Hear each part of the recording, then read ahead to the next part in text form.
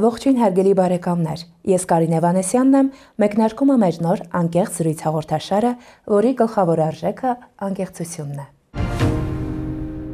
Հաղորդման այս հատվածում անդրադառնանք մեր գործընկերներին։ Մեր գլխավոր գործընկերն է Մեգա կահույքի խանութ սրահը։ Մեգա կահույքի սրահ։ Ձեր երազանքի կահույքը այստեղ եւ հիմա։ Ընտրեք մեր լայն տեսականուց դասականից մինչև ժամանակակից ոչ։ Ստեղծեք ձեր տան աշխատավայրի համար հարմարավետ եւ գրավիչ միջավայր։ Մենք օգնում ենք վերածել ձեր երևակայությունն իրականության, առաջարկելով բացառիկ դիզայնով հյուրասենյակի, նջասենյակի, խոհանոցի, նրբավոճ եւ առանձնահատուկ հավաքածուներ, ինչպես նաեւ կենցաղային տեխնիկա։ Հարմարավետ եւ ամենատարբեր բազմոցներ ընտանեկան ջերմ հավաքների հանդիպումների համար։ Էսթետիկ սեղաններ ցանկացած առիթների համար, ֆունկցիոնալ պահարաններ խնայելու ձեր տարածքը, տեղում մասնագիտական խորհրդատվություն դիզայնի ընտրության հարցում։ Մեգա կահույքի սրահն իր լավագույն ապրանքատեսականին ներմուծում է Մալազիայից, Բելոռուսիայից, Չինաստանից, ինչպես նաև Եվրոպայից։ Գործում է զեղչային ճկուն համակարգ։ Մեգա կահույքի սրահ, որակի եւ գնի կատարյալ համադրություն։ Հասցեներ Քաղաք Վանաձոր, Գրիգոր Լուսավորիչ 36, Էվոկաբան Գինկից եւ Թումանյան ու Քիդը հանրախանութի հարևանությամբ։ Հեռախոսահամար 093 204 114։ Անդրադառնանք մեր մյուս գործընկերոջը Անժելիկա հմայքի սրահին։ Իմ եթերային տեսքն ապահովելու համար շնորհակալություն ենք հայտնում Անժելիկա հմայքի սրահի հմուտ մասնագետներին։ Անժելիկա Beauty Home, բարի գալուստ իրական հմայքի աշխարհ։ Մեր փորձառու մասնագետները գիտեն, թե ինչպես հմտորեն ընդգծել ձեր հմայքն ու գեղեցկությունը։ Գեղեցկությունը հոգեվիճակ է, որը ստեղծվում է վստահություն եւ ներդաշնակություն ներշնչող վայրում։ Անժելիկա Beauty Home-ում։ Անժելիկա, անթերի գեղեցկություն, որը գերազանցում է սպասելիքները։ Անդրադառնանք մեր մյուս գործընկերոջը Մարինա հագուստի խանութ սրահին։ Եթե կարևորում եք հագուստի որակը, անկրկնելի ոճը, ապա Մարինա հագուստի խանութ սրահը ձեր ընտրությունն է։ Դարձրեք ձեր ոճը անթերի խանութ սրահում գտնելով կանացի հագուստի բացառիկ եւ որակյալ տեսականի։ Որակի եւ ոճի կատարյալ համադրություն միմիայն այստեղ Տիգրան Մեծի 38 կոտորակ 13 հասցեում։ Շնորհակալություն Մարինա հագուստ խանութ սրահին իմ եթերային տեսքն ապահովելու համար։ Հարգելի բարեկամներ, եթե դուք ևս ցանկանում եք միանալ մեր հաղորդմանը, ապա համագործակցության համար կարող եք հեռացայնել 093 42 87 43 հեռախոսահամարով։ Դուդուկը միակ գործիքն է, որին ստիպում է արտասվել։ Ազգային գործիքներից միակ մաքուր հայկական ծագում ունեցող գործիքի ծիրանափողի մասին այսպես է արտահայտվել աշխարհահռչակ կոմպոզիտոր Արամ Խաչատրյանը։ Դուդուկը հայկական մշակույթի հնչյունային սիրտը, աշխարհի ամենախոս եւ ամենահին գործիքն է, որը մեզ է փոխանցում հայ ոգին, կարոտը, պատմությունը, անցյալն ու ներկան։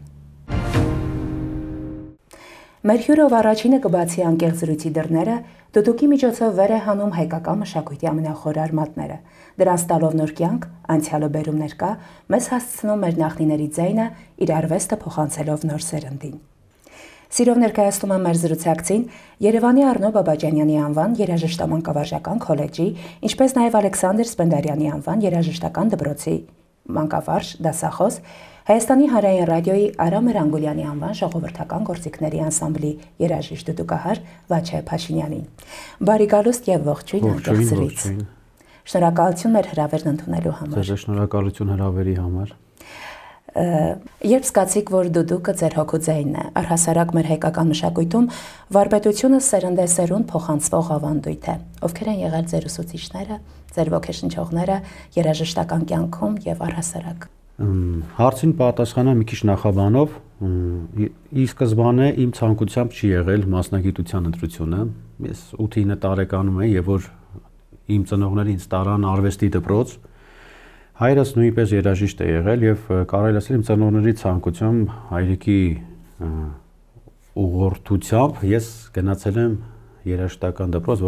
որպեսզի դառնամ երաժիշտ, դա ծնողների ցանկություն։ Ավարտելով ընդունվել եմ Առնո Բաբաջանյանի անվան երաժշտամանկավարժական քոլեջը,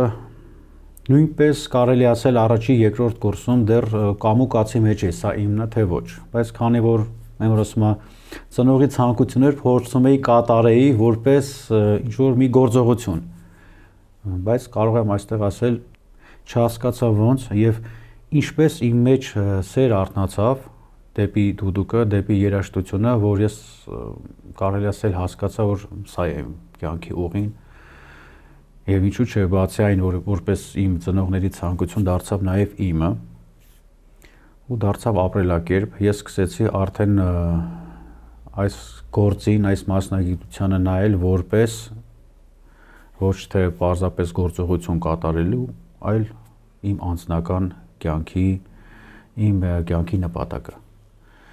Երրորդ, չորրորդ կուրսում արդեն որ դեպի չորրորդ կուրսը 4-ամյա էր քոլեջը,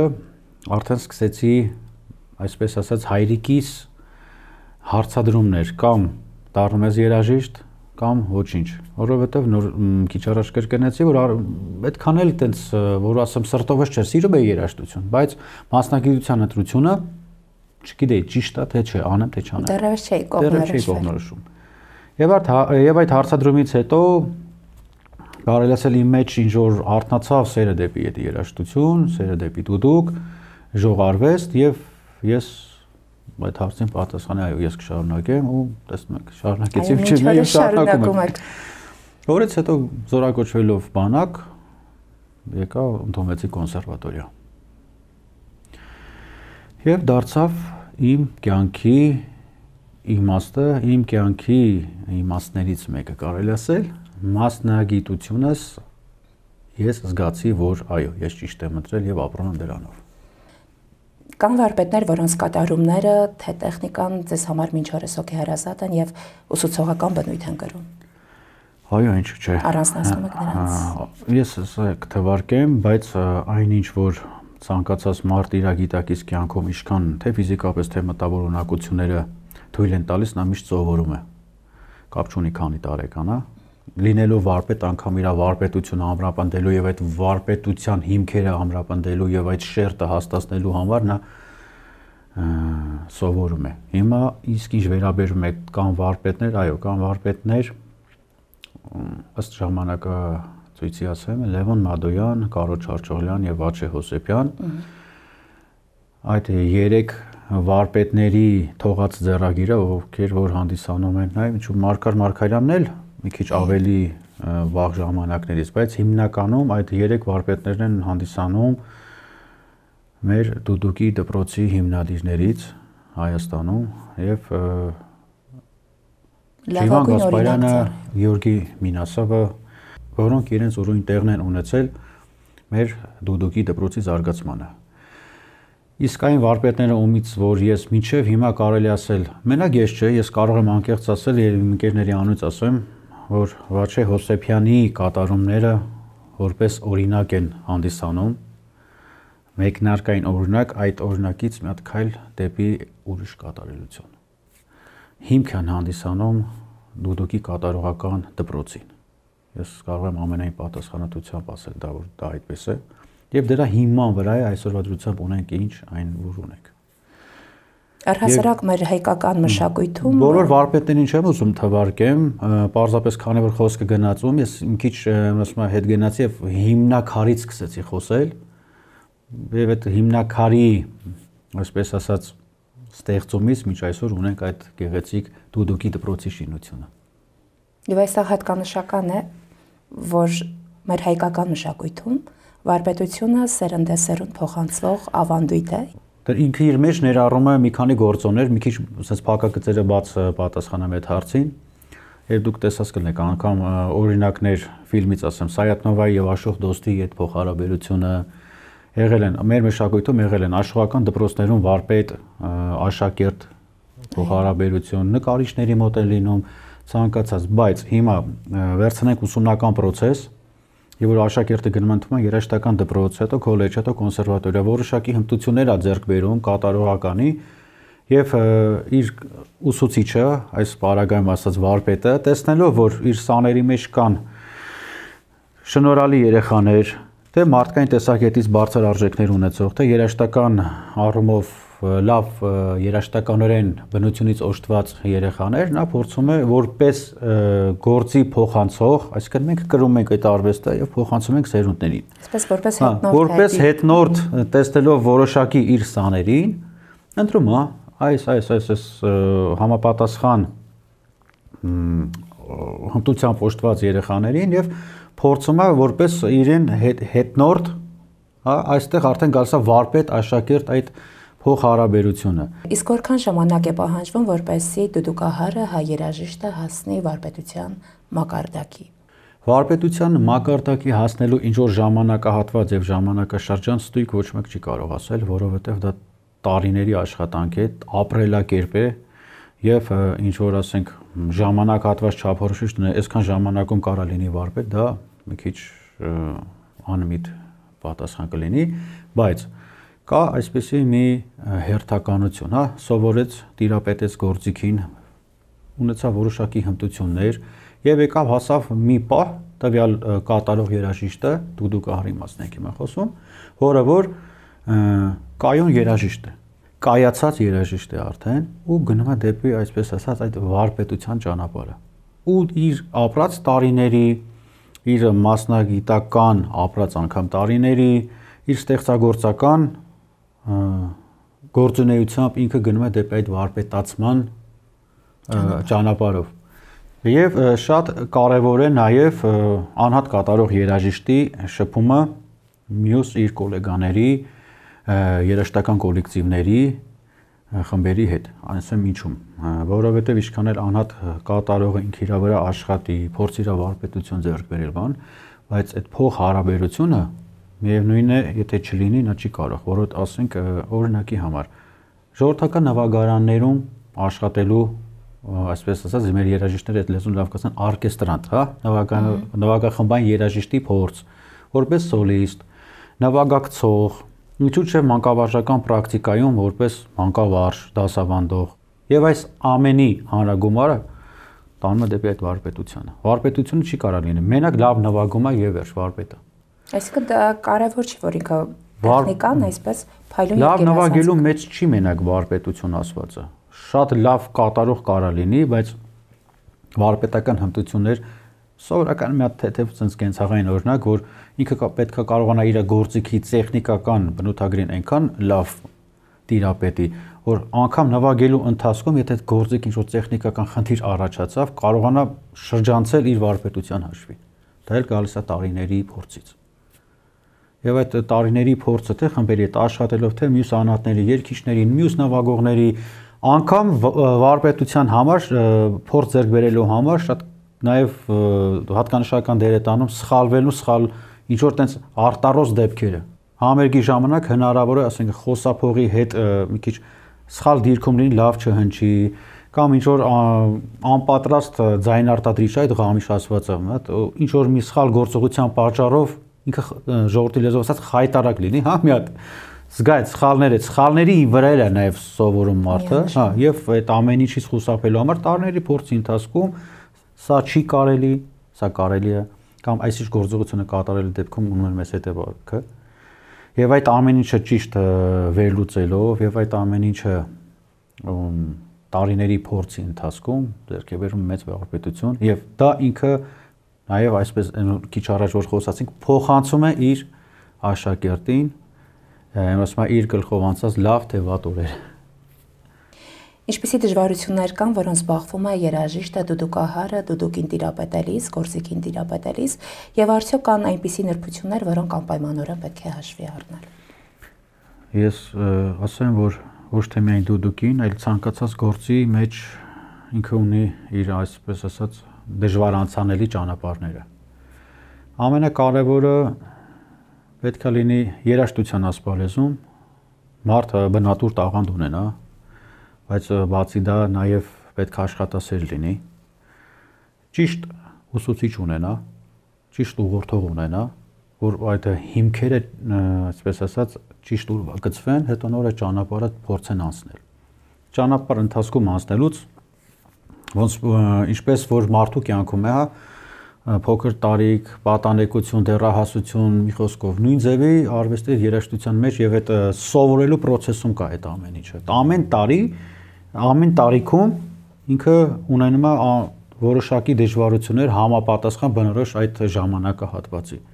Երեխա կա, որ գնում ասենք 8-10 տարեկան երեխան ընդունում է երաժշտական դպրոց եւ դրան նայում է որպես ժամանցային ինչ-որ մի բան։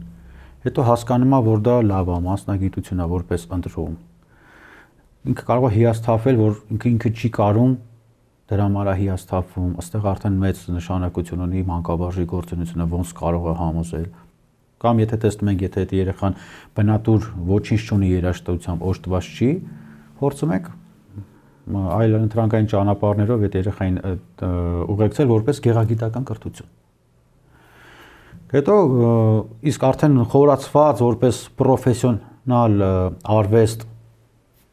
արվեստի մեջ ընկղմված այդ անձնավորությունը, որ արդեն այդ եփման process-ում է որպես երաժիշտ դառնալու, այո, տարբեր տեսակի սկսած մարդկային փոխհարաբերություններից մինչև գործիքի նյութատեխնիկական ցանկացած հարց կարող է լինել խոչընդոտ։ Դառնում այստեղ նորից անդրադառնանք վարպետ ասված այդ կոչմանը, փոխհարաբերությունը, որ դասախոսը իր մասնագիտության դասատուն վարպետը ինքը փորձի իր կյանքի անցած փորձը ներդնի այդ նոր ձևավորվող երաժիշտի ապագայի կառուցմանը։ Այսինքն կան կարևորագույն սկզբունքներ, արժեքներ, որոնք այս բարակայում վեր են երաժշտությունից։ Այո, որը փոխանցվում է ուսանողին, աշակերտին, սանին։ Իսկ ինչ որ ես տես կոնկրետ խոչընդոտներ վերցնեմ, տես օրինակի ձևով ասեմ, շատ կլինի, պարզապես ես որպես դիտարկում անեցի դա։ Ինչն է դուդուկը դարձնում բացառիկ հայկական գործիք եւ ինչպես է արտացոլվում նրա ազգային ինքնությունը։ Դե մի քիչ այդ փաստը, որ վիճաբանություն է գնում դուդուկը հայկական է թե ոչ, իհարկե դա տարածաշրջանում ինքը տարածված է։ Այստեղ մի փոքր գործիքի մասին ասեմ, այդ հայկական լինելու հետ կապված ծագումնաբանության մասին ոչ մեկ չի կարող ստույգ տվյալներով ասել, քանի որ այդ գործիքը մի հոգու կողմից ստեղծված չի։ Ինքը տարիների ընթացքում վերափոխվել է որոշակի, տեսեք, չինական, ճապոնական, անուններով ասեմ, գուան, պիրի, խիտիրիկի, տարբեր տեսակի գործիքներ կան, որոնք արտաքնապես շատ նման են դուդուկի, հունական ավլոսը, թուրքական բալաբան, ասենք մեր տարածաշրջանում ցեղատեսակներ կան, որ այդ գործիքը օգտագործում են եւ սարքել են ազգային։ Եվ ամեն մեկը իր հերթին առանց որևիցե փաստարկի կանգնի ասի դա իմն ազգային է, դա մի քիչ սխալ է, ճիշտ դա սխալ է, որովհետեւ ազգային պատկանելությունը ոնց որ անձին են տեսնում, լեզուն, ռասայական ինչ ռասայից է, բան արդեն որոշակի ծագումնաբանությունը, որտեղ ապրում, ինչ է, ոնց նոր հասկանում են, ինչ ձևի ազգա, ով է կամ ազգությամբ ով է այդ մարդ, հայ, ռուսա, վրացի, թե թուրք է։ Նույն ձևի գործիքը ունի իր, այսպես ասած, բնութագիրը, որի մեջ ներառվում է ձեր ասած հարցի հիմա կոնկրետ պատասխան ասեմ։ Ռեպերտուարը, ինչ գործեր է կատարվում, հնչողությունը եւ ամենակարևորը նվագողը, որ անպայման հայ լինի։ Հիմա ասեմ ինչու։ Իմ գործնական եւ տեսական տարիների փորձը ցույց է տվել եւ ես կարող եմ վստահ ասել, որ ազգությամբ հայ դա դեռ չի նշանակում, որ ինքը հայերեն է նվագում։ Մտածելակերպը հայի ու շատ կարևոր է այդ մարդը Հայաստանում է ծնվել, մեծացել, ապրել ու դաստիարակվել, թե արտասահմանում, որովհետև արտասահմանում ծնված մեծացած, մեր Սփյուռք ունենք, Սփյուռքում ծնված մեծացած երաժիշտը ինչքան էլ լավ նվագում է դուդուկ, միևնույն է Հայաստանում ծնված մեծացած երաժիշտը ավելի, չգիտեմ, իր նվագածի հոգևոր արժեքը ավելի բարձր է, թեկուզ եւ երկուսն էլ հայ են, երկուսին էլ գնահատում ենք, երկուսին էլ, բայց կա այդ տարբերություն։ Այդ հստակ տարբերակումը Հայաստանում։ Ես շատ ենք նկատել, շատ երաժիշտ ընկերներ ունեմ, եթե տեսնեն իրանք էլ հաստատ համաձայն կլինեն իմ հետ։ Չեմ ուզում անուններով համեմատություն անցկացնեմ, դա մեր ներքին, մեր երաժշտական քննարկման հարցն է, բայց կան մարդիկ, որ տարբերություն կա, որ լսում ես Հայաստանում ապրած հայի լավ երաժիշտ, բարձրակարգ երաժիշտ եւ արտասահմանում ապրած հայի բարձրակարգ երաժիշտի կատարողականության մեջ այդ հայերեն խոսալու իմիջայլուց հայերեն խոսալու հենց ասեմ հենց բան հետ Հայաստանում ապրած մարդը ոնց է խոսում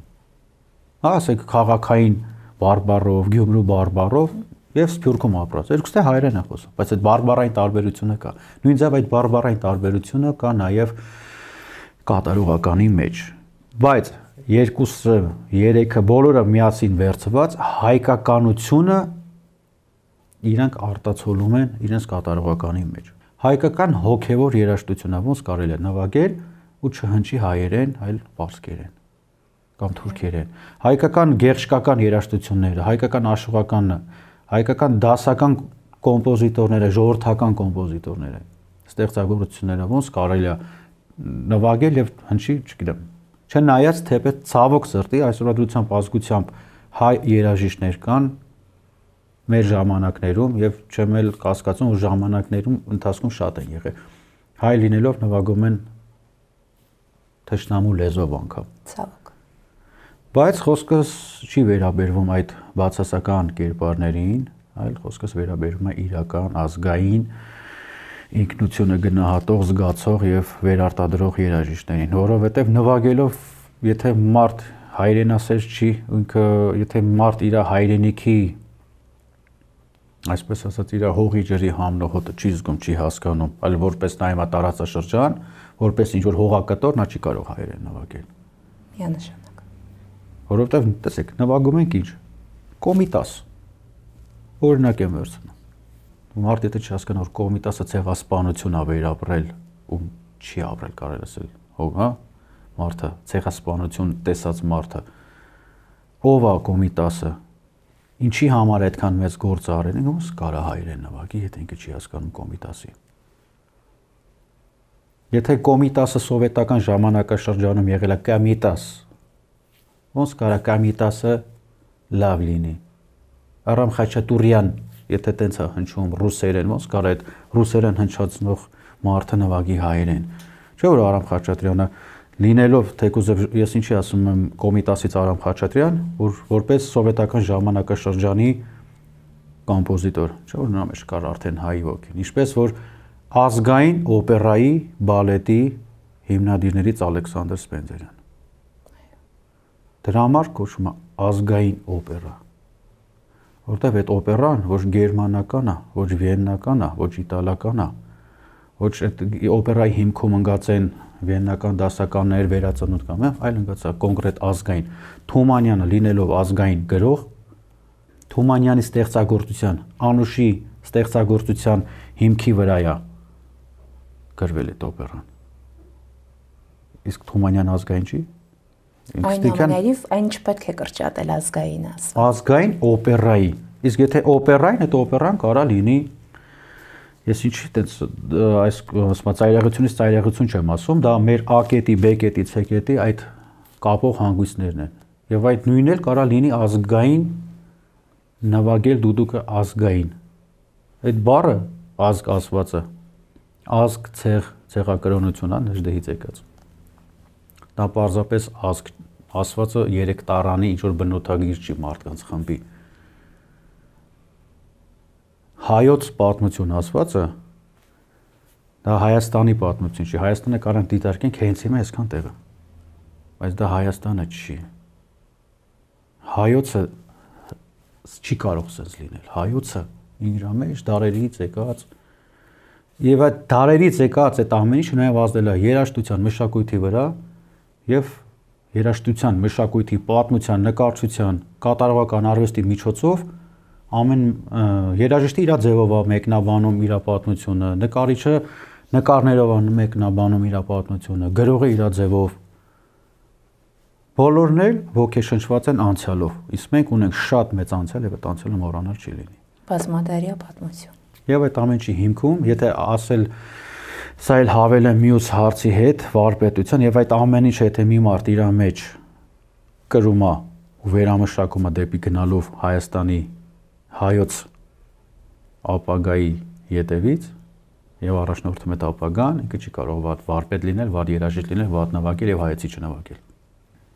Աշխարհում այսօր դուդուկը դարձել է պահանջված երաժշտական գործիք եւ օգտագործվում է ամենատարբեր ժանրերում։ Սա զարգացում է թե վտանգ, որ կկորցնի իր ազգային ինքնությունը։ Եթե ճիշտ օգտագործենք, արավ այդ վտանգը կա։ Չնայած հիմա ներկայիս պայմաններում որ դիտարկում ենք այդ իրողությունները, տեսնելով ինչպես է զարգանում միջազգային հարթակներում երաժշտական աշխարհում, ինչպես է դուդուկի պահանջը եւ այլն, դեռ մտավախություն կարելի է ունենալ, բայց չպետք է վախենալ։ Բայց եթե տեր չկանգնենք, չունենանք այդ լծակները իրեն միշտ զսպած պահելու ակունքներին մոտիկ, այո, իհարկե կկորցնենք ցանկացած ժամանակ եւ չենք կարող նորից ապացուցել, որ դա մերն է։ Որովհետեւ քանի դեռ կա հիմա ինչքան որ ճանաչված է դուդուկը, ասում են հայկական դուդուկ, հա, ասենք հələ հայկական։ Հետո կարող է մի օր այդ հայկականը դուրս գա, մնա դուդուկ, հետո մի օր այդ դուդուկը դուրս գա, դառնա ցանկացած գործիք կլարնետ, ասենք սաքսոֆոնը հեղինակային է, հա, հենց ազգանունով է դուրս եկել գործիքը, կլարնետի տեսակ կա, Բեմսկի են ասում, Բյոմից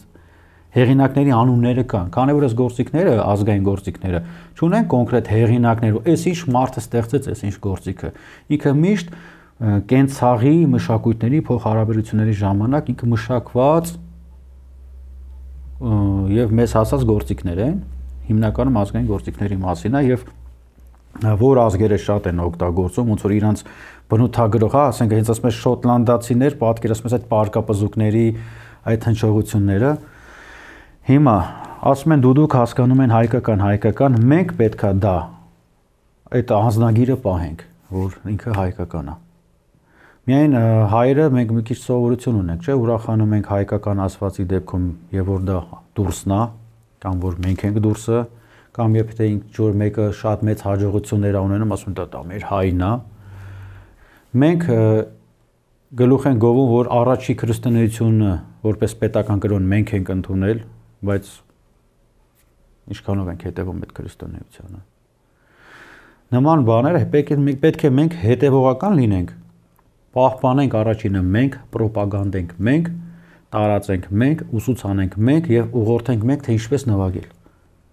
Եթե մենք դուդուկը թողենք նվագի ճապոնացին ոնց ուզում է, նվագի արաբը, ամերիկացին, իսպանացին օրինակի համար ոնց ուզում է, ու հետևողական չլինենք այդ ամեն ինչին, այո, կկորցնենք։ Որովհետեւ իր վրայից այդ փորագրած հայկական լինելու փաստը կմաշվի։ Ծածկագիրը կմաշվի ու կմնա ինչ որ առանց ինչ որ այսպես նորացած անձնագրի գործիք, բայց ինչ պետք է անենք հիմա ասեք, բայց մենք ինչ անենք, եթե ինչ որ մեկը այնտեղ նվագում է։ Մենք մեր մոտ պետքա դա լինի մասսայական։ Ես չեմ ասում, անպայման պետքա բոլորը գնան դուդուկի, ոչ, ազգային նվագարանների մասին է խոսքը։ Քանի որ առանձնացել ենք ես որպես դուդուկահար, ուզում եմ իմ գործիքի մասով ասել, ծնողը կարող է իր երեխային տանի գեղագիտական կրթության, դաշնամուրի, ջութակի, չգիտեմ, արտասահմանյան պարերի, չեմ ասում դա վատ է, իսկ ինչու՞ չէ շատ տանել ազգայինի, ընդունենք որպես գեղագիտական կրթություն, հետո ուզի կընտրի մասնագիտություն, ոնց որ ես ընտրեցի մասնագիտություն, թող այդ երեխան ընտրի, եթե երեխան գնում է սպորտի, ըմբշամարտի, բռնցքամարտի կամ լողի, ծնողի նպատակն է որ իր երեխան դառնա ըմբշամարտիկ կամ բռնցքամարտիկ, ոչ, պարզապես ֆիզիկապես կոփվի, պարզապես այստեղ ասենք սպորտային կազմված, մի խոսքով, մի քիչ էլ ինչու՞ չէ պատրաստական լինի, եթե ցանկացած հարկ եղած դեպքում ինքը իրեն պաշտպանի։ Կամ գիտականություն ձեռք բերի։ Դրա հետ մեկտեղ ուր է հոգևոր եւ գեղագիտական կրթությունը։ Հոգևոր եւ գեղագիտական կրթություն կարող է ստանալ 7-8 տարեկան աղջիկ երեխան գնա պորտապար կամ արաբական պարս սովորի կոնքային շարժումներով։ Դա չի կարա հայացի մեծանա։ Պարտադիրը չի գնա անպայման տարած հակնի եւ բարի։ Դրան հակնելու եւ բարելու եւ դրան հասնելու համար էլ է պետք գիտակցական աստիճանի հասնի նորանի դա։ Կա չէ տենց ասում են պետքա եթե երեխային որպես քրիստոնյա կնքում ես, պետք է նա ինքը հասկանա ինքը ինչի է կնքվում, այլ ոչ թե տարողակարգին ինքը մասնակցի։ Նույն ձև էլ ազգային այդ կրթվելու, կնքվելու process-ն է պետք է հասնի գիտակցական աստիճանի հերթականությամբ։ Ու այսօրվա դրությամբ մենք մտավախություն իմը հարցնում եք, կա կկորցնենք թե չէ, այո, եթե հետևողական չլինենք, կկորցնենք։ Եվ ինչքան այդ դրա հետևողական լինելու մեջ մեր ամեն մեկիս անհատական գործունակ է։ Հետո որ շատ մարդիկ կան, որ ասենք, այո, դուդուկը մերն է, Միջևան Գասպարյանով կամ ինչ որ մեկը մյուսով ճանաչելով աշխարհով ասում են մերնա գլուխ են գովում, լավ են անում, շատ լավ է որ ասում եք, ասեք, բայց որ հարց տաս ասես, դե լավ, մի հատ էլ դուդուկի լավ կատարում ասա, որը որ քո դուրը գալիս է, ինքը չի լսե։ Ծանոթ շատերը, չեմ ուզում շատերը, մեծամասնությունը չի լսե, չի ծանոթ չի երկացանկին, ծանոթ չի գործիքի պատմությանը, կա ծանոթ չի ընդհանուր գործիքի ազգային նվագարանների ընդհանրապես իրենց կիրառման բնույթին, բայց այդ տվյալ անձնավորություններին, եթե հարցած իրանք կարան անգիր ասեն, Լոս Անջելեսում տեղի ունեցած այս ինչ մրցույթին ով ինչ շորեր հագե, ով ինչքան միլիոն ունի կամ չունի, կամ ինչն է թրենդային, ինչն է բրենդային, անգիր որտեղից, համացանցով, դե մի քիչ էլ մտածեք ազգայինի մասին, տենց մտածեք, քրքրեք պատմությունը, ձեր երեխաներին տարեք հետաքրքիր միջոցառումների, համերգների, թող մոտիկից տեսնեն, միգուցե սեր առաջանա մեջները։ Դա լինում արդեն պահպանն էլ, որից գալիս է, որ եթե քոննա դու պահպանում ես քո մոտ կիրառելիությունը շատ է, ոչ մեկ չի կարող մեր ձեռքից վերցնել։ Ինչքան էլ այն որ ասում է, մի հատ ինչ որ մագնիշի մեքենա բերեն Հայաստանում արտադրեն, բայց եթե մենք գիտենք դա ճապոնական, ակե գերմանական, կյանքում հայկական չի դառնա։ Ինչպես եք վերաբերվում դուդուկի ժամանակակից մշակումներին, դրա համադրության ամենատարբեր ժանրերի ոճերի հետ։ Դա նորմալ են վերաբերվում, այո, աշխարհը գնում է զարգացման, անգամ ռոբոտաշինությունը այն կատեգորիայի զարգացել, որ մարդկանց տեղը ինչ որ գործողություն է կատարում, ինչու չի զարգանա երաժշտությունը։ Երաժշտությունն է ինձ զարգանում, տարբեր ոճեր են ի հայտ գալիս, որոնց մեջ օգտագործվում է թե հայկական, թե տարբեր ազգերի ազգային նվագարաններ։ Ես նորմալ եմ ընդունում, իմ համար նորմալ է, եթե ինչ որ մի էլեկտրոնային երաժշտության մեջ թեկուզև դուդուկի ձայնը վերցնում են, բայց ոչ դուդուկի ռեպերտուարից են նվագում, դուդուկի երկացանկից են նվագում, այլ ցանկալի կլինի, որ այդ կատարողը լինի հայ, նշվի, որ դա հայկական գործիք է, նշվի, որ հայ կատարող է, եւ ինչու՞ չէ մի փոքր էլ կարելի է հայկական ելևէջներով նվագել, թող օգտագործվի, չի խանգարում, ռոպագանդան աշխարհով մեկ լինի, որպես նորից էլի կրկնվենք հայկական ազգային նվագարան, հենց ինքը իրան արդեն օգնում է, որ մենք իրեն պահպանենք, ինքը չկորի, որպես հայկական, չգնաձուլվի աշխարհի ուրիշ գործիքներին, մոռանանք դրա մասին։ Բայց այնուամենայնիվ դրանք կարող են վատ անդրադառնալ կենթանի կատարումների վրա։ Կենթանի կատարումների վրա վատ անդրադառնալը ես սենց եմ պատկերացնում, այսինքն մարդիկ փորձեն անցնել լրիվ էլեկտրոնայինի, կենթանի կատարում չլինի, դա նկատի ունեք։ Այո։ Չէ՞ որ այդ էլեկտրոնային ձայները ստացել են, կենթանի կատարումից, ոչ, սենց ասեմ, էլեկտրոնային սիրողը կլսի էլեկտրոնային, ինչքան էլ մեր կողքը կենթանի կատարում լինի։ Կենթանի կատարում հասկացող լսողը կլսի կենթանի կատարում։ Պարզապես նորից այդ տեմպը պետք է հենց պահել, որ մեկը մյուսին չխառնվի, մեկը մյուսին չգերակշռի, բայց ազգայինը լինի բարձունքում։ Այդ ժամանակ չի խառնվի ոչ մի բան։ Ամեն մարդ իր տեղը, իր աշխատանքը կատարի, ամեն ինչի արժեքը իր դիրքում մնա ու փորձի ել ավելի բարձրանա, հաստատ են անարժեք կամ ցածր արժեք ունեցող կամ միջին բան, ոչ մի բան ոչ մեկին չի խառնվի։ Ձեր կարծիքով այսօր հայ երաժիշտին ճառագերություն ունի ազգային ինքնության, հայկական երաժշտության պահպանման հարցում։ Եթե խոսենք ազգային գործիքներ, ժողովրդական գործիքներ կրող երաժիշտների մասին, կարելի ասել 70-80%-ը իրենց գործը ճիշտ անում են։ Այսինքն բացատրեմ ոնց։ Մարդիկ կան, դասավանդում են ինչ-որ դպրոցներում, փոխանցելով սերունդներին մեր գործիքները, մեր մշակույթը, մեր կատարողականը։ Աշխատում են խմբերում, պահպանում են ազգային երաժշտության, այսպես ասած, երկացանկը, հեղինակների գործերը չեն կորում, ձայնագրվում են, սարքում են։ Շատ մարդիկ կա, որ ասենք, եթե նայենք, թե ինչ գումարի դիմաց են դա անում, կարող ասեն, դե լավ, քեզ ինչի դա պետք։ Բայց մարդիկ իրանք նվիրալնել են չնայում գումարին եւ անում են սիրով, անձինս մեկը ես, շատ հարցերում ես բոլորս էլ աշխատում ենք, տուն ենք պահում, այդ ֆինանսը պետք է մեր կենցաղը մեր ամեն ինչը ապրելակերպը կառուցելու համար, բայց կան գործողություններ, որ ֆինանսին չես նայում։ Մտածում ես հանուն,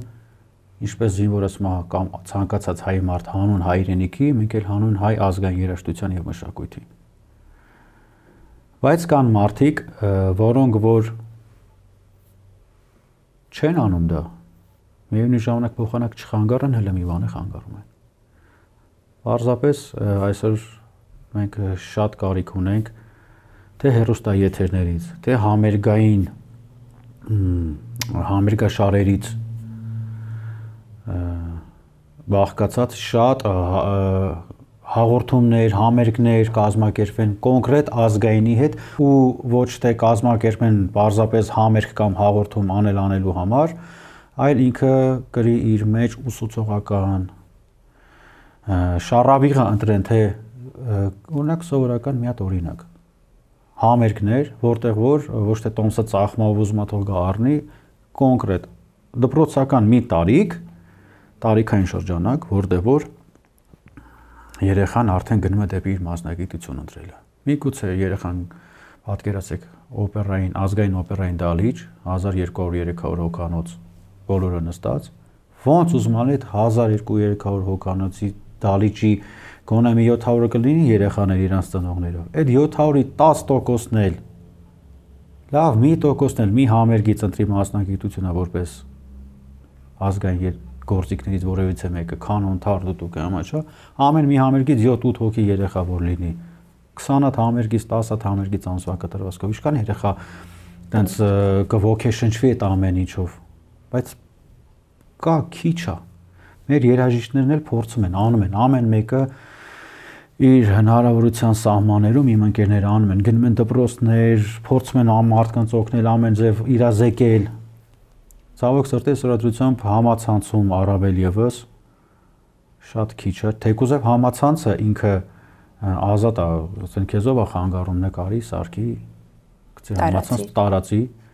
չէ, այսօրությամբ հեռուստատեսությամբ այնքան կա դաժե նեգատիվ, այդ վատ սերիալների, վատ հաղորդումների, քաղաքական այդ վատ իրավիճակների միշտ ինչ որ մարդիկ միացնում են հեռուստացույցը, տենց սպասելով էսա մի վատ բան պետքա լինի կամ ինչ որ մի նորությունների, ուր մնաց մտեն հələ մա տենանք, ինչ լավ համերգ կա նայենք։ Չկա այդ բան։ Եղածն էլ կարելի է միլիոններ ծախսել համերգի կանչել արտասահմանից ինչ որ մի անհասկանալի երկիչի, տենց էլ այդ երկիչը չի գալի տեղ չի հասնում, բայց այդ գումարը չծախսվի, ասենք, ազգային երաժշտության, ինչ որ ազգայինի զարգացման գործում։ Ամ երաժիշտի տան ասեն այս գումարը քեզ, եթե դու նստես նախագիծ գնա արա արդյունքը տեսնենք։ Ինչ խնդիրներ են ծառացած հայկական երաժշտության, մասնավորապես դուդուկի մշակույթի առջև։ Հիմնականում կարամ ասեմ, տենց շատ լուրջ խնդիր չունենք, որ շուտ համապատասխան քայլեր։ Տենց նենց խնդիր, որ ասես կարելի ասել շատ կարող վատ անդրադառնա դուդուկի զարգացմանը, պարզապես կարիք կա ավելի շատ պրոպագանդայի, ավելի շատ այն հարցի քննարկման, բացահայտման ու իրազեկման ամբողջ աշխարհին, որ մերն է թե մերը չի, ինչով է մերը, ինչով մերը չի, դե մենք ամեն մեկս մեր հնարավորության սահմաններում փորձում ենք դա անել, բայց եթե մի բան անհատնա անում դա ուրիշ է, մի բան եթե պետական մասշտաբով արվում, ասենք ասում են, դե պետական մասշտաբով այս գիրքը տպվեց, պետական հովանավորությամբ այս ինչ գործողությունը կատարվեց, նախարարության մակարդակով այս հայտարարությունն արեց, հա, ասենք ինչքան է ես ճիշտ բան ասեմ, ինչ որ Սփյուռքի հետ կապված կամ միջազգային դիվանագիտական հարթակներում մի բան, ասեն ով է, սովորական երաժիշտ մարդ է, բայց եթե իմ տեղը նույն խոսքը ասի, չգիտեմ, արտգործ նախարարության աշխատող, ինչքան լուրջ կընդունեն կամ հա ինչ որ մի դեսպան, ամեն մեկը իր այդ այսպես ասած այդ դեսպանության առաքելությունը հա իր վրա պետքա վերցնի եւ այդ գործողությունը անի։ Սա էլ է կռիվ։ Կռիվը մենակ զենքով չի։ Որ այսինչ ինչին սպանեց, այսինչը գրավեց եւ վերջ։ Մենք հաղթեցինք։ Մենք կարանք հաղթենք, բայց միևնույն ժամանակ պարտվենք, որովհետեւ հաղթել ենք անուն ոչինչի։ Ինչի համար, որովհետեւ դա դուրս է գալիս արդեն այն ոնց են ասում վայրի ցեղերի կռիվ։ Բայց հիմնականում մենք պետք է այդ հաղթանակների հասնելու նպատակը, այսինքն թիկունքում ունենանք հայրենիք, մշակույթ, ազգ, բանակ, արվեստ, ամեն ինչ, որ այդ ամեն ինչը փրկելու, այդ ամեն ինչը զարգացնելու համար, մեր ձեռից խլելու համար պայքարենք, կռվենք, հաղթենք, որպեսզի անգամ աշխարհն ընկալի, որ մենք ինչի համար ենք պաշտպանվում, ոչ թե հարձակվում, եւ ինչի համար ենք կռվում, հաղթում, ու ամեն մի հասարակ քաղաքացի դա պետք է իմանա։ Հող, հայրենիք, արվեստ, մշակույթ, ազգ, հիշողություն, պատմություն, ոնց մի հատ գետի տակից մի հատ խաչքար կամ չգիտեմ, ինչ-որ մի հատ պեղում են, մի հատ թաս են գտնում, ուրախանում են, որ Բագրատուների ժամանակվա այսինչ, հիմիկվա ներկան, վաղվա անցյալն է լինելու, եկեք այդ ներկան ունես կառուցենք, այդ ներկան ունես դասավորենք, այնպես դասավորենք, որ մեր ինքնության համայնապատկերը ձևավորվի։ Այո, որ վաղը միսօր ապագայում հետ նայեն մեր այս ներկայում, ասեն չենք էլ հասկացել ինչ էր կատարվում։ Հələ հարցը քննարկենք, տենանք ինչ էր այդ ժամանակ լինում։ Ինչ վիճակում է գտնվում Հայաստանում դուդուկի գործիքաշինությունը եւ որտեղից եք ձեռք բերում ձեր գործիքները։ Գործիքաշինությունը կարելի ասել ոչ թե կարելի է ասել կարող եմ փաստեմ, որ շատ լավ մակարդակի վրա է։ Սերնդեսերունդ գնալով զարգացել է, սկսած Վարդանբունից, որը որ կարելի ասել մեր տարածաշրջանում ամենամեծ գործիք պատրաստող վարպետներից անգամ տալ կողքի մեր պետությունների ազգային գործիքներն անգամ ինքը վերամշակել, պատրաստել, նաև Վարդանբունին էլ ինքը դուդուկի ընտանիքները պատրաստել, սարքել եւ քիչ տենց վերամշակվելով, քիչ-քիչ, այս մյուս վարպետի ձեռքով են, մյուս վարպետի ձեռքով, այստեղ արդեն վարպետից վարպետ, աշակերտ, սերնդեսերունդ եկել է, ունեցել ենք մեծ վարպետ Կարլեն Մաթեոսյան, դուդուկի պատրաստող, չեմ ուզում շատ մանրամասները, որոնց կարող է հիշեմ, կարող է չհիշեմ, իսկ հիմա կան շատ լավ վարպետներ, ովքեր որ այդ անցյալից վերցված այդ փորձը օգտագործելով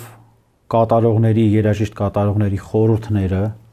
համագործակցելով երաժիշտ կատարողների հետ գտել են այսօրացությամբ դուդուկի հետաքրքիր չափեր, տարբեր լարվածքներ, տարբեր տեսակներ եւ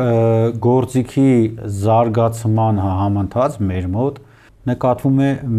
մեր հարևան այսպես ասած հարևանների մշակույթի մեջ օգտագործվող մեր դուդուկի նաև զարգացման վրա է ազդում իրաց մոտ։ Այստեղից հետևություն ամենք ինչ որ անում ենք, իրենք կրկնօրինակում են։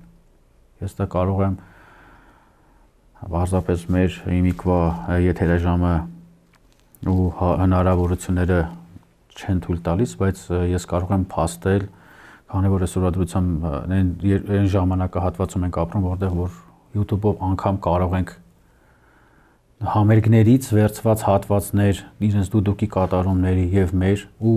փորձենք գործիքի տեխնիկական պատկերը տեսնելով տեսնում ենք որ մեր մոտ ինչ եղավ, որոշ ժամանակ հետո իրենց մոտ դա արտացոլվում է։ Սա եւս մեկ փաստ, որ կրկնօրինակ գործառույթ է իրենց մոտ։ Այո, եւ եւս մեկ փաստ, որ գործիքը այո հայկական։ Եվ շարունակեմ ասեմ, որ եկել հասել է մի ժամանակահատված, որը մեզ նաեւ օգնել է տեխնոլոգիաների զարգացումը, որ ասենք հետաքրքիր գործիքներ են ի հայտ եկել գործիք պատրաստելու համար։ Մի քիչ ավելի հեշտացել է, ճիշտ է, դա մշակույթի մի մասեր են, վարպետները ձեռքով ինչ որ գործիքներին հատուկ ստեղծում, որ այս ինչ հատվածը սարքեն գործիքի, բան հիմա արդեն հաստոցներ կան շատ հետաքրքիր համակարգչային ծրագրավորմամբ աշխատող, որոնք իրանք շատ բաներ անում են, բայց միևնույն է, գալիս է մի պահ հասնում, որ երաժիշտ կատարողը այս պարագայում նաև գործիք շատ կարևոր է, որ գործիք սարքող վարպետը նաև նվագել իմանա լավ։ Նվագելու ընթացքում փորձում է գործիքին այդ փայտից հաստոցից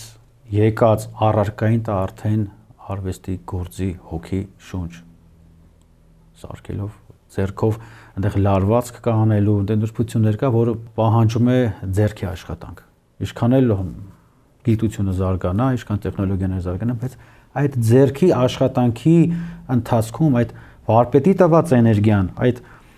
ինչի համար է պատրաստում, որ ինքը ինչ ոնց է հնչելու որպես հայկական դուդուկ, այդտեղ արդեն իր մեջ ներդնում ես հայկական հոգի։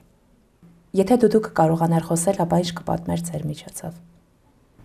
Ինչ կպատասխաներ իմ միջոցով դուդուկը, եթե կարողանար խոսել։ Շատ լավ հետաքրքիր հարց։ Միգուցե ես իրեն ասեմ, ինքը փոխանցի ինչ էր ուզում ասի։ Ինչ-որ հրաշալի ստեղծագործության տեսքով, միգուցե։ Քանի որ մենք երկար ճանապարհ ունենք մեր ապագայում մեր ժողովրդական նվագարաների թե զարգացման, թե փոխանցման գործում, թե կատարելագործման նվագել մախիմ ճամփեն այս գեղեցիկ ստեղծագործությունը։ Խնդրեմ։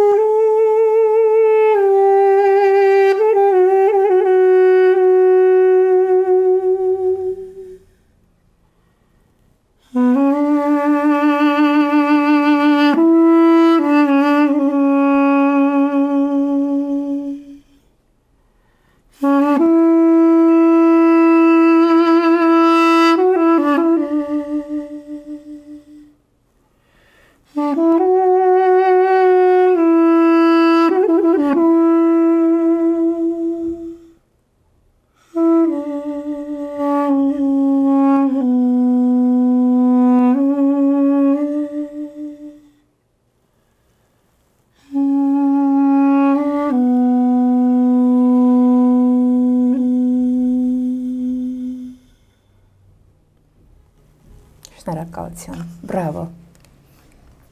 Շնորհակալություն անկեղծ հնչյունների համար։ Ես էլ եմ շնորհակալ ձեզ հրավերի համար, այո, համապատասխան հաղորդման վերնագրին անկեղծ զրույց, այսօր մենք ունեցանք շատ անկեղծ զրույց, շատ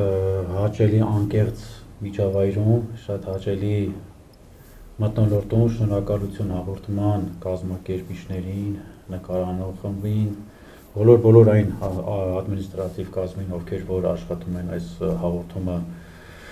կայանալու, ովքեր ունեն իրենց աջակցությունը նաև այս հաղորդման կայանալու, զարգանալու, ես ձեզ բարի ընթացք եմ ցանկանում, շատ լավ հյուրեր, լավ տաղավարներ, շատ լավ նկարահանումներ եւ